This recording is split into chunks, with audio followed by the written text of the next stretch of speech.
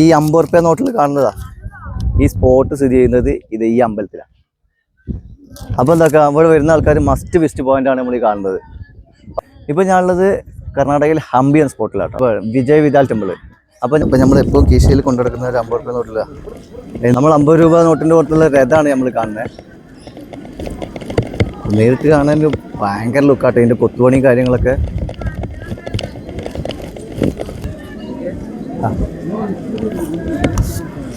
ഈ രഥം ഈ കാണുന്നത്, ഇവിടെ ഓരോ പില്ലറിൻ്റെ മുകളിൽ ഓരോ സ്കാനർ വെച്ചിട്ടുണ്ട്.